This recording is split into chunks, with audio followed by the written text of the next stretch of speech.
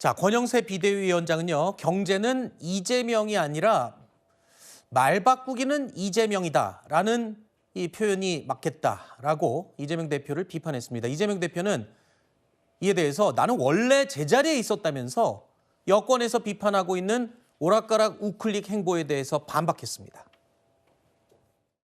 진보 정권들이 분배에만 집중한 일이 없어요. 그걸 나름 중요성을 강조한 건데 당연히 성장을 추구했죠. 그런데 마치 이건 없는 것처럼 만들고 나눠 갖자고만 한다라고 공격을 당했는데 저도 마찬가지죠. 지금은 우클릭 했다고 저를 자꾸 모는데 저 우클릭 안 했어요. 원래 내가 제자리에 있어요. 아, 원래 우측이세요? 아니 원래 중간이 중간. 바로 며칠 전 반도체 산업 근로시간과 관련해서 말을 바꾸고 추경에서 전 국민 현금 살포를 뺐다 넣었다 쇼를 벌인 장본인이 바로 이재명 대표입니다.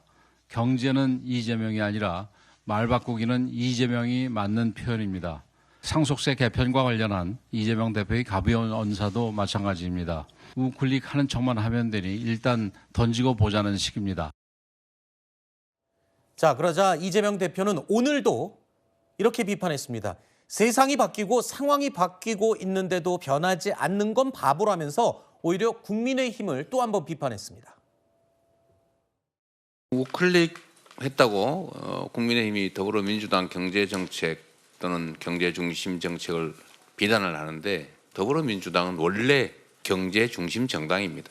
아니 무슨 뭐 재벌이니 초부자들은 세금을 다 깎아줬는데 월급쟁이들은 그대로 유지를 하니까 부당하죠. 이런 거 좀 고치자는 거예요. 이런 걸 놓고 국민의힘이 민주당이 무슨 우클릭을 했느니 자꾸 무슨 변화를 하느니 그런 얘기를 합니다.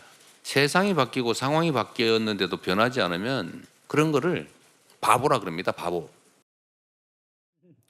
사실 이 반도체 특별법도 그랬고 52시간제 이 변화도 그렇고 이재명 대표가 며칠 만에 그 입장을 자꾸 애매하게 왔다 갔다 하는 게 아니라는 지적이 계속 있어 왔거든요. 상속세법도 결국에는 서울 집값을 예를 들어서 뭐 표심을 얻겠다라는 그냥 전략 정도로밖에 안 보인다라는 비판이에요. 기본적으로 저희가 정치를 지칭할 때 현실 정치라는 표현을 쓰잖아요. 네. 특히 정책, 뭐 여러 정책 분야가 있겠습니다만 경제 정책은 이념으로 하는 거 아닙니다. 민주당의 골자는 서민 중산층을 위한 정책 수립을 하되 그 부분과 관련해서 서민 중산층을 위한 상속세, 뭐 종부세 개편안에 대해서 일관성 있는 정책에 대한 마련이 있었습니다.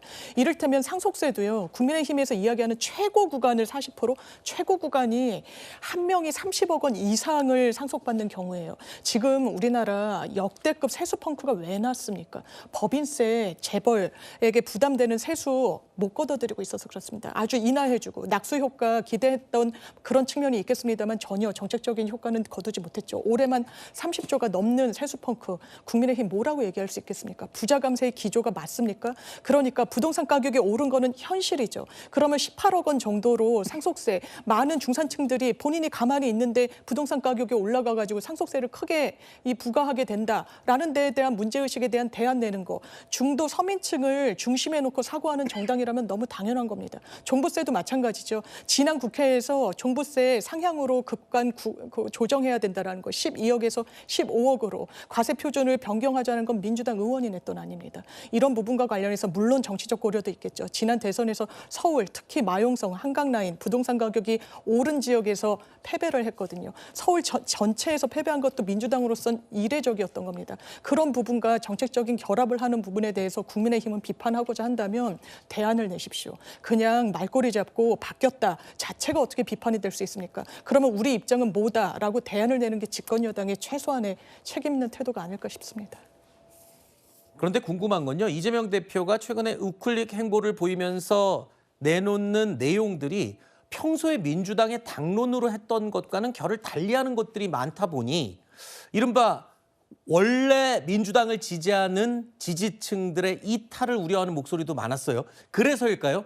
최근에 이재명 대표가 친야 성향의 대표 유튜브 프로그램에 굉장히 적극적으로 출연을 하고 있습니다. 이게 결국에는 우클릭 행보를 하면서도 집토끼는 좀 잡아보려는 그런 병행 전략이 아니냐. 이런 생각이 드는데요. 뭐 그렇게 해석할 수 있는 여지도 분명히 있을 겁니다. 그러나 지금 이재명 대표가 여기 김어준 뭐 TV라든지 아니면 이동영 TV라든지 이런 전통적으로 진보 진영에서 많은 사람들이 시청하고 그것도 그들의 주장을 함께 공유하고 있는 사람들의 프로에 나갔다고 해서 집토끼 지키기로만 해석할 것이냐, 저는 뭐 그렇게 보지는 않아요.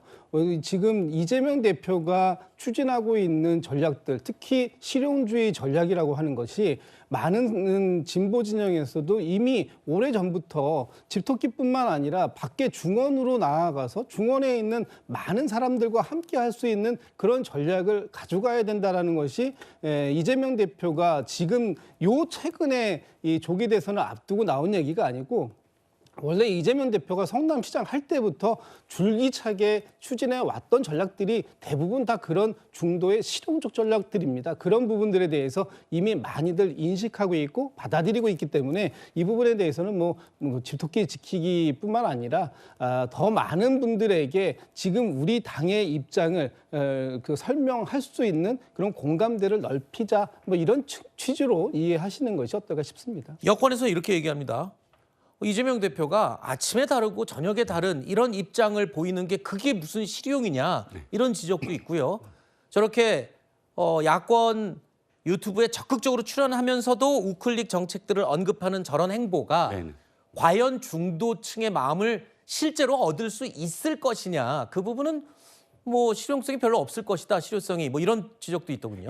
이미 이재명 대표가 대선 때 보여준 행보가 사람들한테 각인이 돼 있어요. 당시에도 어떻게 했습니까? 갑작스럽게 기본소득과 관련된 거 모두 다 철회했습니다. 그 대선에서 불리하다, 중도층을 소구해야 된다. 그러고 어떻게 했습니까? 다시 당대표 된 다음에 기본 사회 위원장을 했습니다. 근데 이번에 또 기본 없앤다고 합니다. 이렇게 갈팡질팡하는 모습을 보이면서 중도층이 언제까지 이재명 대표의 이 말이 그 실효성이 있을 것인가, 뭐 이렇게 판단을 할 겁니다.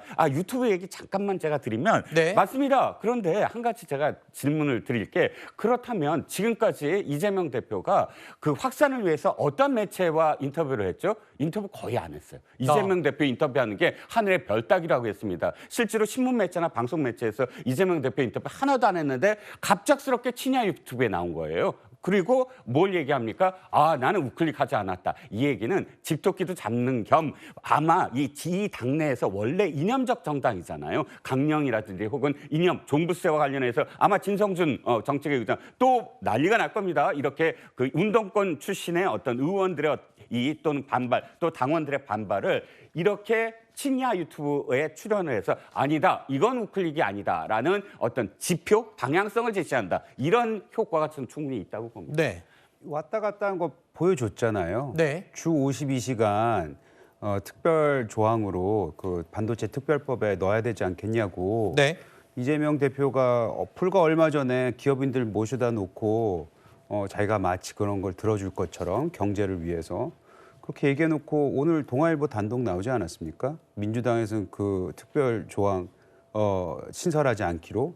그렇기 때문에 뭐 멀리 볼 필요도 없고 이미 벌써 왔다리 갔다리 하는 모습을 보이고 있기 때문에 뭔가 기대를 높여놓고 그걸 안 하면은 글쎄요, 유권자들은 더 실망하지 않을까요? 알겠습니다. 이재명 대표는 조기 대선을 염두하고 지금 실용주의를 앞세우는 그런 행보를 계속 이어가고 있습니다.